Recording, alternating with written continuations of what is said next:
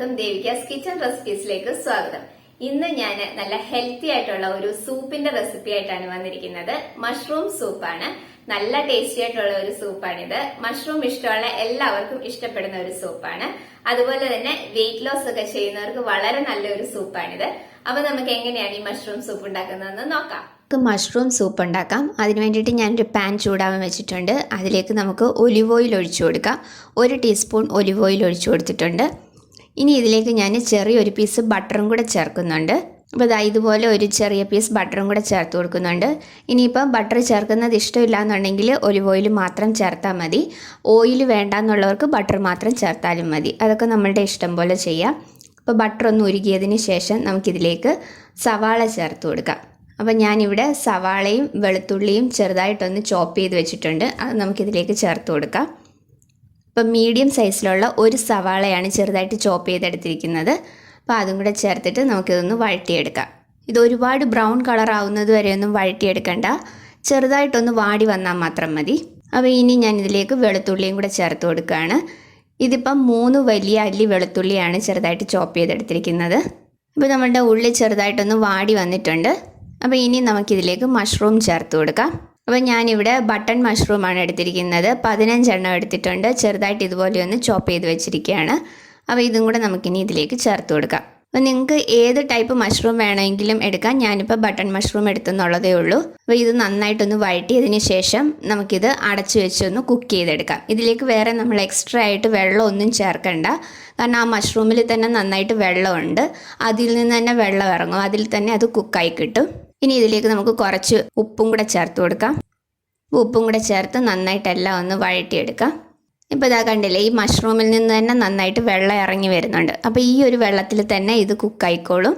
വേറെ നമ്മൾ വെള്ളമൊന്നും എക്സ്ട്രാ ചേർക്കണ്ട. അപ്പോൾ ഇതിനി അടച്ചു വെച്ച് ഒരു 7-8 മിനിറ്റ് നന്നായിട്ടൊന്ന് കുക്ക് ചെയ്തെടുക്കാം. 7-8 മിനിറ്റ് കൊണ്ട് തന്നെ നന്നായിട്ട് കുക്കായി കിട്ടും. ഒരു 8 മിനിറ്റ് കഴിഞ്ഞിട്ടുണ്ട്. ഇപ്പോൾ നമ്മളുടെ മഷ്റൂമൊക്കെ നന്നായിട്ട് കുക്കായി വന്നിട്ടുണ്ട്. അതിലുള്ള ആ വെള്ളമൊക്കെ വറ്റി നന്നായിട്ട് കുക്കായി വന്നിട്ടുണ്ട്. അപ്പോൾ ഇനി ഞാനിതിലേക്ക് 1 ടേബിൾ സ്പൂൺ ഗോതമ്പ് പൊടിയും കൂടെ ചേർത്ത് കൊടുക്കുകയാണ്. അപ്പോൾ ഇതിന് പകരം നിങ്ങൾക്ക് വേണമെങ്കിൽ 1 ടേബിൾ സ്പൂൺ മൈദ ചേർത്ത് കൊടുക്കാം. അല്ലാന്നുണ്ടെങ്കിൽ 2 ടേബിൾ സ്പൂൺ കോൺഫ്ലവർ കുറച്ച് വെള്ളത്തിലൊന്ന് കലക്കിയതിന് ശേഷം അത് ചേർത്ത് കൊടുത്താലും മതി.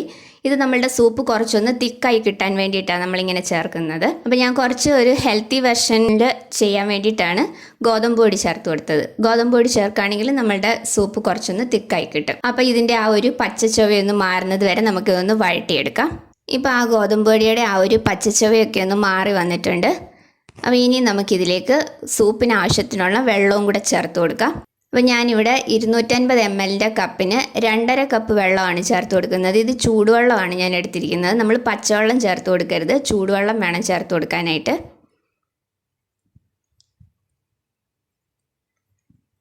അപ്പോൾ 2.5 കപ്പ് ചൂടുവെള്ളം കൂടെ ചേർത്ത് കൊടുത്തിട്ടുണ്ട്.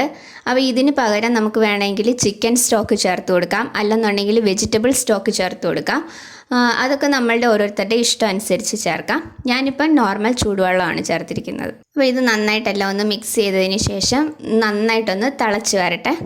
അപ്പോൾ ഇതിനെ ഒരു 2 മിനിറ്റ് നമുക്കൊന്ന് അടച്ചു വയ്ക്കാം, നന്നായിട്ട് തിളച്ച് വരാനായിട്ട്. ഇപ്പോൾ 2 മിനിറ്റ് കഴിഞ്ഞിട്ടുണ്ട്. നന്നായിട്ട് തിളച്ച് വന്നിട്ടുണ്ട്. അപ്പോൾ ഇനി നമുക്ക് ഫ്ലെയിം ഓഫ് ചെയ്യാം. അപ്പം ഞാൻ ഫ്ലെയിം ഓഫ് ചെയ്തിട്ടുണ്ട്.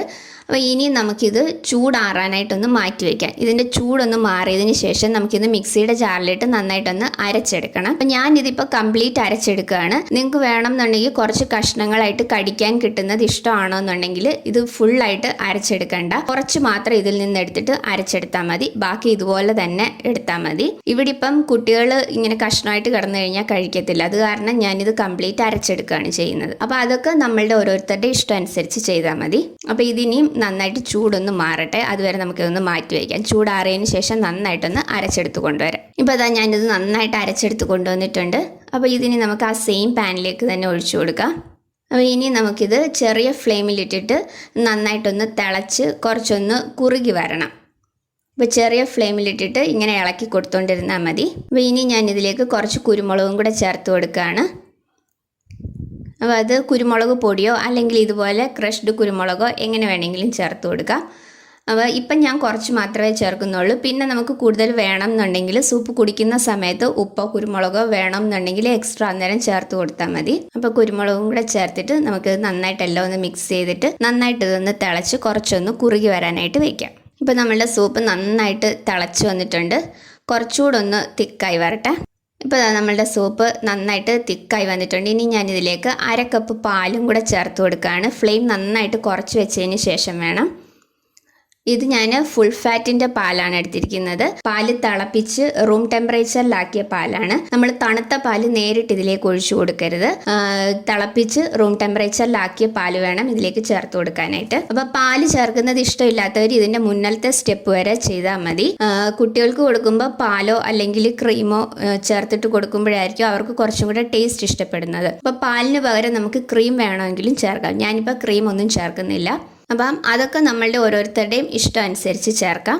അപ്പോൾ വെയിറ്റ് ലോസ് ഒക്കെ ചെയ്യുന്നവരാണെങ്കിൽ പാല് ചേർക്കണ്ട, അതിന് തൊട്ട് മുന്നലത്തെ സ്റ്റേജ് വരെ ചെയ്താൽ മതി. അങ്ങനെയും നമ്മളുടെ സൂപ്പ് നല്ല ടേസ്റ്റാണ് കുടിക്കാനായിട്ട്. കുട്ടികൾക്കൊക്കെ കൊടുക്കുമ്പോൾ പാലോ ക്രീമോ ചേർത്തിട്ട് കൊടുക്കുമ്പോഴായിരിക്കും അവർക്ക് കുറച്ചും കൂടെ ടേസ്റ്റ് ഇഷ്ടപ്പെടുന്നത്. അപ്പോൾ ഇത്രയേ ഉള്ളൂ നമ്മളുടെ മഷ്റൂം സൂപ്പ്. തൈം അല്ലെങ്കിൽ പാഴ്സ്ലി ഉണ്ടെങ്കിൽ അതും കൂടെ ചേർത്തിട്ട് ഗാർണിഷ് ചെയ്യുകയാണെങ്കിൽ അതിൻ്റെ ആ ഒരു ഫ്ലേവറും കൂടെ വരുമ്പം നമ്മളുടെ സൂപ്പിന് കുറച്ചും കൂടെ നല്ലൊരു ടേസ്റ്റ് ആയിരിക്കും. അപ്പോൾ പാല് ചേർത്തിട്ട് ഞാനിപ്പം ഓഫ് ചെയ്തിട്ടുണ്ട്. അതിന് നമ്മൾ തിളപ്പിക്കേണ്ട, ചെറുതായിട്ടൊന്ന് തിളയ്ക്കാൻ തുടങ്ങുമ്പോഴത്തേക്ക് നമുക്കിത് ഓഫ് ചെയ്ത് വെക്കാം.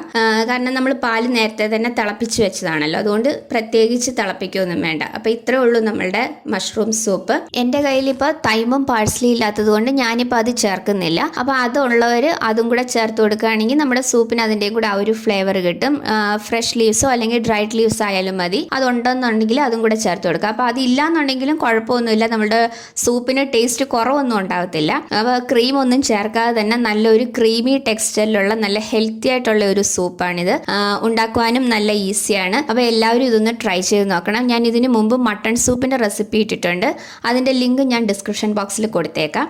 അപ്പോൾ എല്ലാവരും ഈ സൂപ്പ് ഒന്ന് ഉണ്ടാക്കി നോക്കണം. ഉണ്ടാക്കി നോക്കിയിട്ട് നിങ്ങളുടെ അഭിപ്രായം എനിക്ക് കമൻസിലൂടെ അറിയിക്കണം. വീഡിയോ ഇഷ്ടമായിട്ടുണ്ടെങ്കിൽ ലൈക്ക് ചെയ്യാനും ഷെയർ ചെയ്യാനും സബ്സ്ക്രൈബ് ചെയ്യാനും മറക്കരുത്.